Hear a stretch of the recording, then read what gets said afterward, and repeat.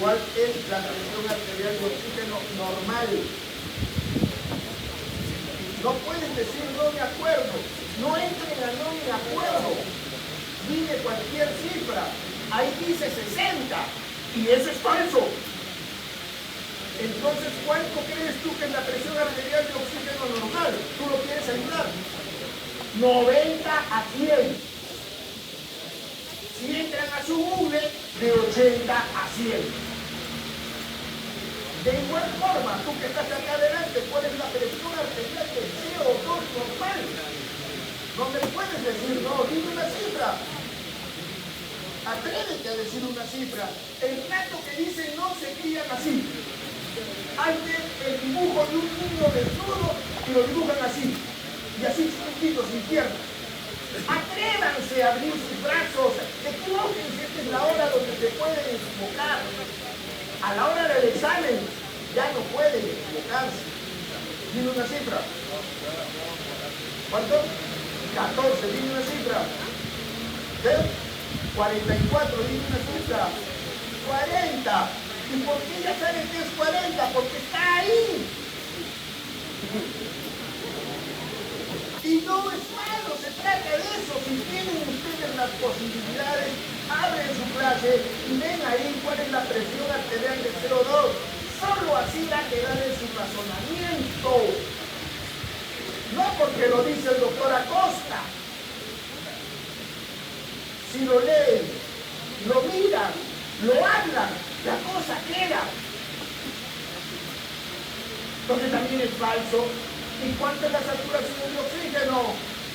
En sangre arterial, por eso es que aparece ahí A minúscula. ¿Ah?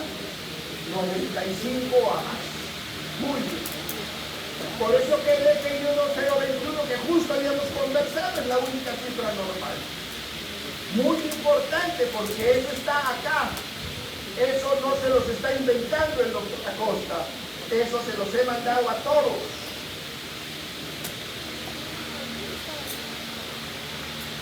Entonces, a la hora del examen, el doctor Acosta les puede preguntar. Puede venir en el examen. Doctor, eso no está en el guido.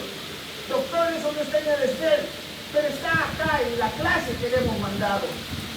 Y, por ejemplo, ahí hay un concepto que dice PAFI. ¿Qué es el PAFI? ¿Qué es el PAFI?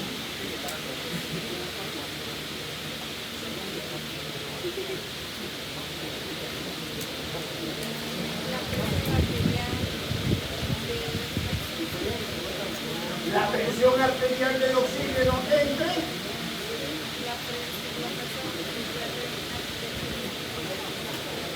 el FiO2.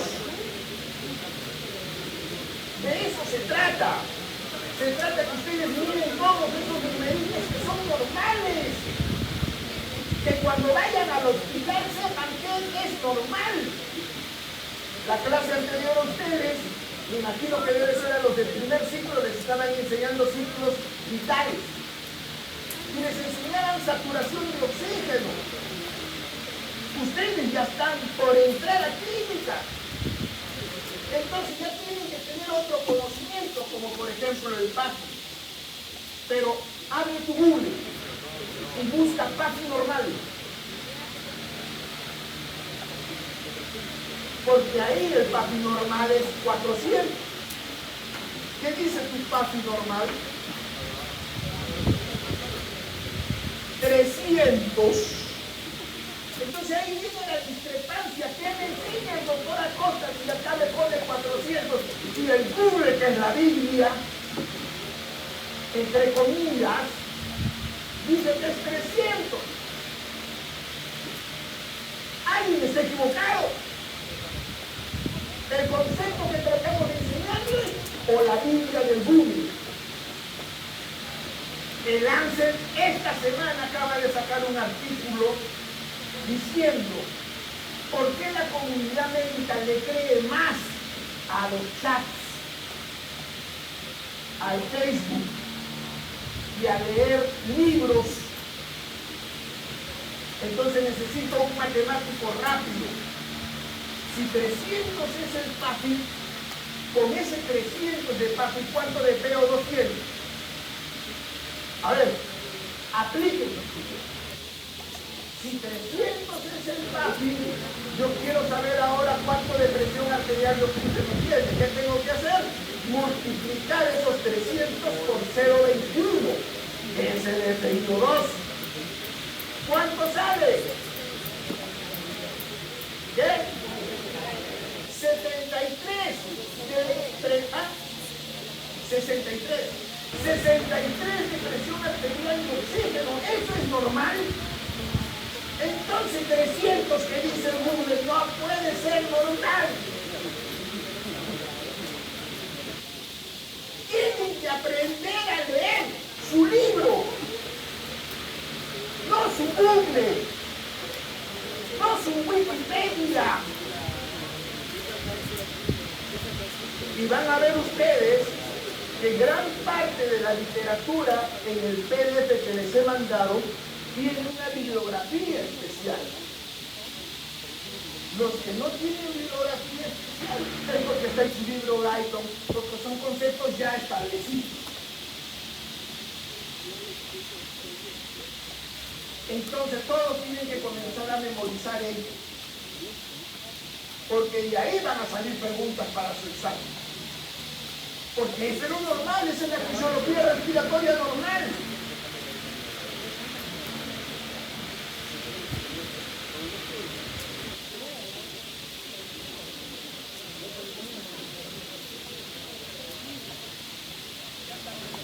Les amo a Estefano. Miren, Mari, me imagino que el que ama a Estefano también es una dama, o sea, esto se está peleando entre damas. Revisen qué referencia anatómica se tiene para los inicios de los bronquios.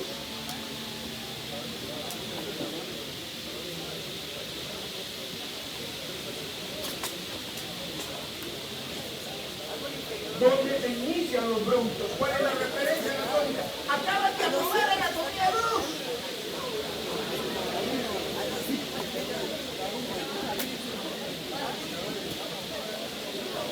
Si eran 5, ¿por qué han marcado solo 2? Cartílago cricoides. ¿Qué estructura anatómica acaba en cartílago cricoides? La laringe. ¿Qué estructura anatómica se inicia por debajo del cartílago cricoides? La tráquea. El concepto es claro. Escotadura yugular. ¿Dónde queda la escotadura yugular? Agárrate la escotadura yugular. Perfecto. Este huequito es la escotadura yugular.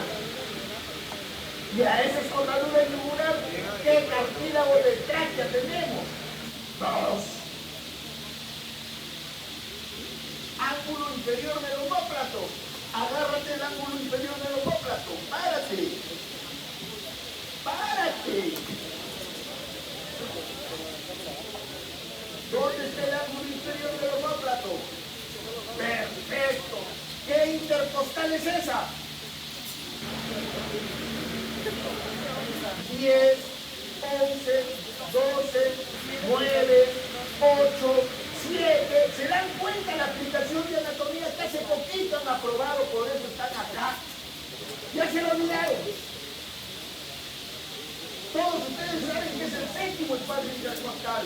Definitivamente aquí no se inicia el bronquio. Y todos recuerdan cuál es el ángulo de Luis. Agárrate el ángulo de Luis. Párate y agárrate el ángulo de Luis. Párate. El ángulo, párate. Agárrate el ángulo de Luis. Decídete, un solo dedo. Un solo dedo. Ya da la vuelta. Miren, ahí está su ángulo de Luis. ¿Cuál es el ángulo de Luis? La unión del manubrio esternal y el cuerpo esternal. Acá arriba. Ese es un plano que se los han cantado desde el comienzo en anatomía. Parte mediastino superior de mediastino inferior. Esa línea es la división de tráquea hacia bronco. Esa línea es donde la cava superior inmediatamente está ingresando a la aurícula. Ese es un plano anatómico perfecto. No podemos decir, no lo sabemos.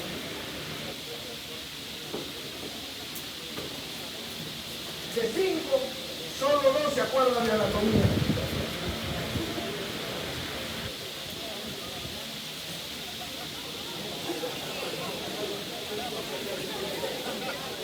Juan Diego, apúrate, no te distraigas.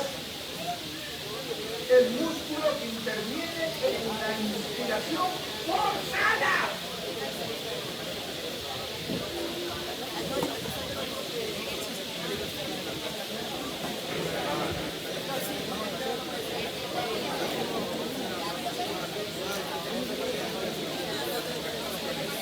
Inspiración, tomar aire, levantar las costillas. ¿Dónde están los escaleros? Acá arriba.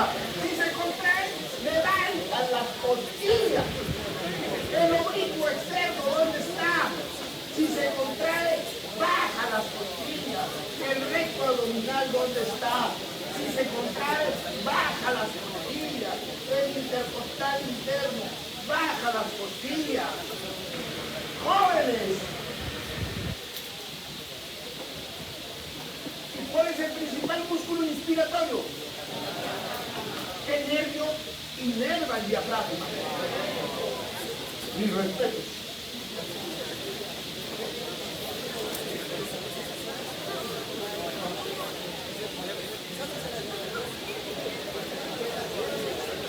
Nadie abandonó.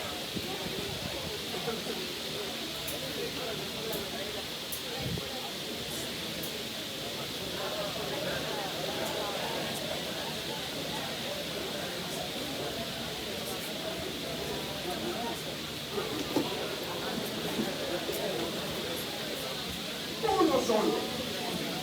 Eso se llama presión transpulmonar.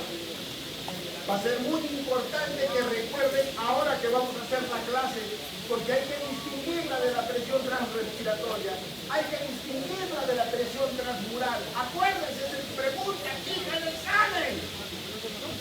Todos los exámenes de residencia, todos los exámenes de AMIR traen una pregunta fija en ese sentido.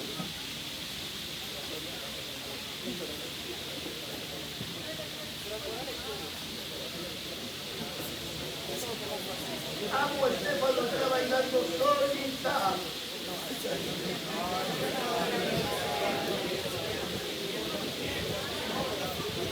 Obvio, ¿no? Me imagino que los tres marcaron ya saben todos ustedes que esa es otra pregunta típica de examen. Por supuesto que no se les va a preguntar volumen corriente porque sería tonto, ¿no? Pero tenemos ahí otras cosas y ustedes mejor que yo las conocen.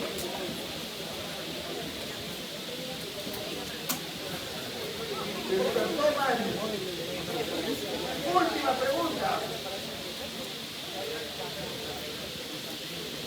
Tema de la práctica de la próxima semana. Leyes físicas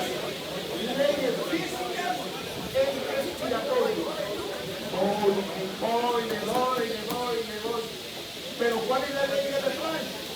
¿Cuál es la ley de Paulin? ¿Cuál es la ley de Hooke? Muchas no son de capítulo respiratorio de salud. Muy bien.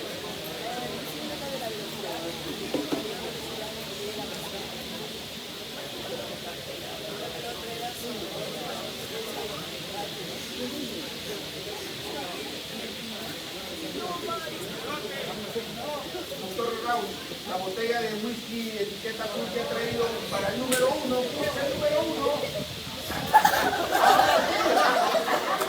Ahora sí. Oye.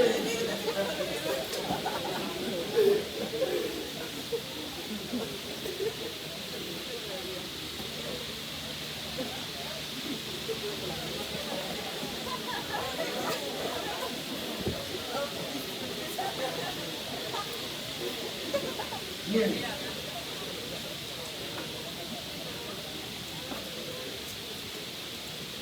Solo puedo trabajar esto si es que ustedes colaboran, revisando sus clases de PDF, preguntando. La clase está preparada para 1 hora, así que acabamos más que suficiente. Si tienen duda, doctor.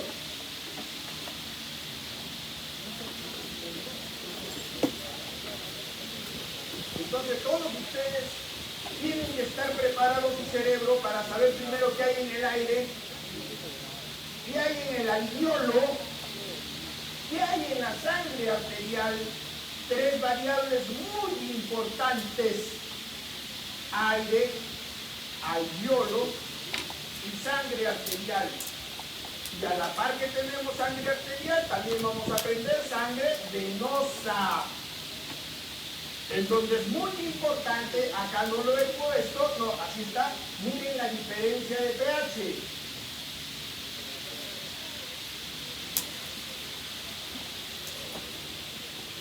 Y no solamente tenemos las constantes normales de aire, alveolo, arterial y venoso,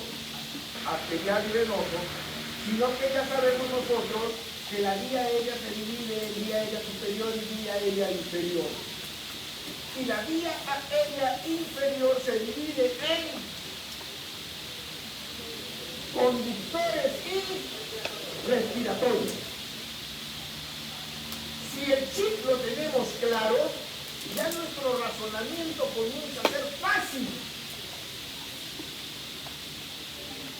Tenemos algunas constantes normales. Ya hemos hablado del PAFI, pero para hallar PAFI teníamos que banderillar, agarrar y tomar sangre arterial. Y en la época de COVID no vas a estar sacando sangre cada hora.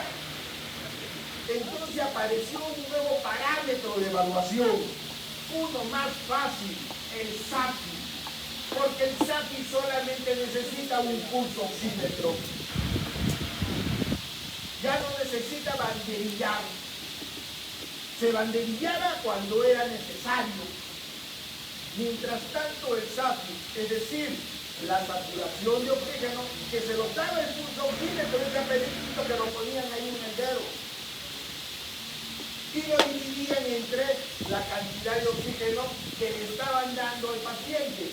Si el paciente estaba respirando aire, ¿cuánto de volumen de oxígeno estaba recibiendo? ¿Qué porcentaje? ¿Qué FiO2? 0,21. Cuando hablamos de FiO2, hablamos de fracción. Ya no podemos decir 21%, es 0,21. Si yo le ofrezco oxígeno al paciente, esa cantidad de oxígeno va a subir. Entonces el FiO2 va a ser otro. Para eso van a aprender ustedes un poco más adelante que cada cantidad de oxígeno que se entrega tiene una cantidad de oxígeno fijo. ¿Cuál de las leyes físicas es esta? Y no solamente tenemos ese valor, sino este valor muy importante que dice gradiente alveolo arteriolar.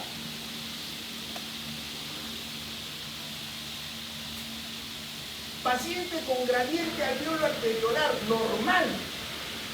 Acuérdense, paciente con insuficiencia respiratoria con gradiente alveolo arteriolar normal, solo puede ser problema ventilatorio.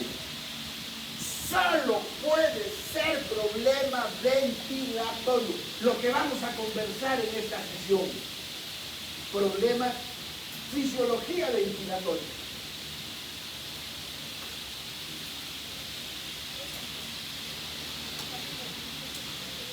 Paciente con gradiente alveolo arteriolar elevado podrá hacer otras cosas. Esto lo conocen desde el colegio. Me imagino que todos ustedes, aunque creo que la currícula del colegio ya no toca. Una pena, ¿no? Pero me imagino que desde la academia, todos ustedes han pasado a academia. Y se acuerdan cuánto era la presión en la sangre venosa, en el alveolo y en la arteria. Saben que en la vena llega con 46, mayor que el alveolo, por eso es que se va. Y saben que el alveolo tiene una presión de oxígeno de 100, mayor que los 40 de venoso, y por lo tanto ingresa y se convierte en eso. Lo conocen.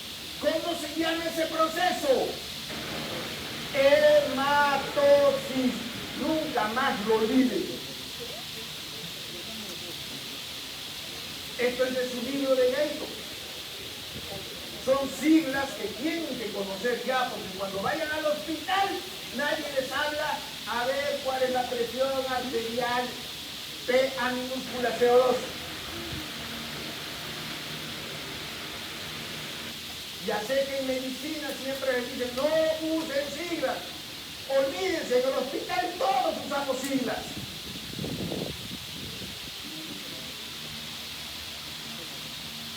Algunos términos que ya tienen que conocer.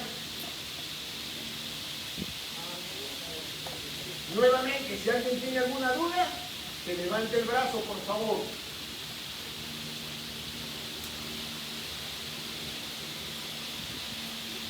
Ya tienen que conocer qué cosas respiran en el aire y qué cosa llega al alveolo.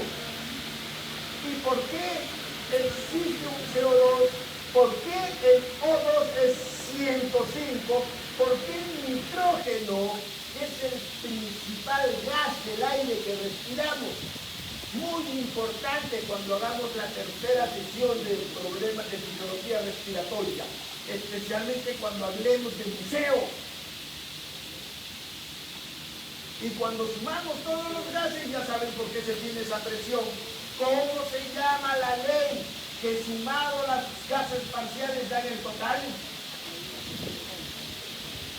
Dalton. Ya lo vamos a hablar después, pero ya son cosas que tienen. Al final del tercer capítulo, de acá a 2 semanas más, tienen que saber muy bien, comprender los mecanismos fisiológicos de la ventilación, de la difusión pulmonar, el control de la respiración, las técnicas de evaluación de la función pulmonar y cómo aplicamos esos conceptos a la clínica, en el paciente. Por eso no lo puedo memorizar, por eso lo tengo que razonar y así no me voy a olvidar. Entonces ya todos saben ustedes que la principal función respiratoria es esa: oxigenar nuestra sangre venosa y convertirla en arterial. Y al revés, nuestra sangre arterial que se convierte en venosa, botar el CO2. Esto se logra mediante 4 procesos que siempre tienen que estar en nuestro razonamiento respiratorio. Mi paciente tiene problema de ventilación, mi paciente tiene problema de difusión.